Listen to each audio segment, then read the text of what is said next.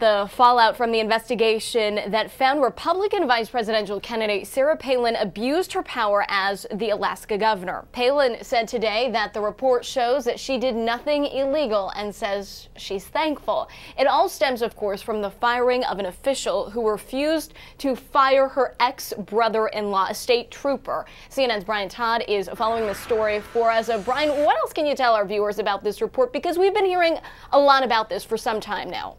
We sure have, Nicole, and as you can imagine, this report is generating a lot of political fallout, not only on the campaign trail, but in Alaska as well. Sarah Palin herself talking as if this report vindicates her. She stands defiant after a mixed bag report on her conduct as Alaska's governor. There was no unlawful nor unethical activity on my part. Yes and no. The final report on Sarah Palin's firing of Alaska's Public Safety Commissioner Walter Monaghan says it was a proper and lawful exercise of her constitutional and statutory authority. The report does not find Palin broke any criminal laws, but it does say she violated state ethics rules and, quote, abused her power by trying to get State Trooper Mike Wooten fired. Wooten had been involved in a bitter divorce from Palin's sister. Palin adamantly refutes that claim. There was no abuse of authority at all in trying to get Officer Wooten fired. In fact, remember, Officer Wooten is still an Alaska State Trooper.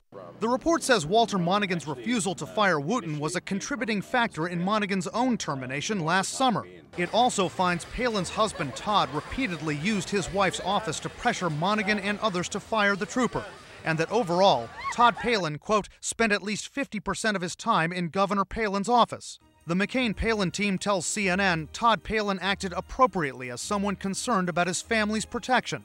We asked an expert on political ethics to weigh in on the findings.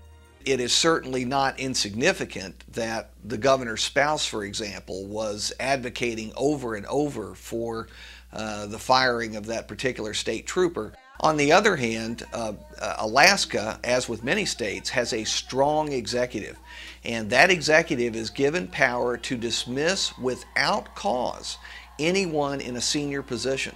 Then there are the claims of partisanship from the McCain-Palin team.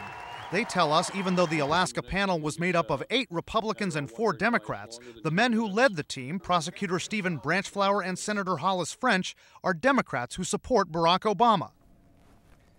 Now, neither of them responded to our calls and email today. It's important to note Hollis French is a Democrat, and as such, his team says that he does support Obama, but his aides deny that he has been partisan in this matter. We're told by journalists and legislators in Alaska that Stephen Branchflower is a very straight-talking, straight-shooting prosecutor who's on the conservative side, and they point out that he has in the past been critical of that former Public Safety Commissioner Walter Monaghan. So they say that he is objective in this matter. Nicole? You know, Brian, we were talking to CNN's legal analyst Sunny Hostin earlier today, and she was really surprised about the Todd Palin factor in all of this. Of course, he is not an elected official, but is there any indication that the elected official, Sarah Palin, in any way influenced her husband to get involved? Well, there's a little bit of confusion on that. The report itself says that Sarah Palin, quote, failed to act to stop it, excuse me. Now, a campaign spokeswoman, though, pointed out that she pointed to Todd Palin's own interrogatory statement as saying, quote, the governor told me to stop talking about it, but also that he said that Sarah Palin, his wife, was not fully aware of everything that he was saying or everyone he was talking to. So there's some nuance there, a little bit of confusion as to Sarah Palin's direct involvement in what her husband was doing. That also could be something that Sarah Palin falls back on. There's going to be more of a kind of a personnel board of inquiry into this matter. It's not done yet in Alaska. So you may see Sarah Palin kind of falling back on that, saying, look, there were a lot of things that my husband did and said, people he talked to, that I wasn't aware of. Okay, just the tip of the iceberg, it seems like. Brian Todd, live in Washington. Brian, thanks. Thank you.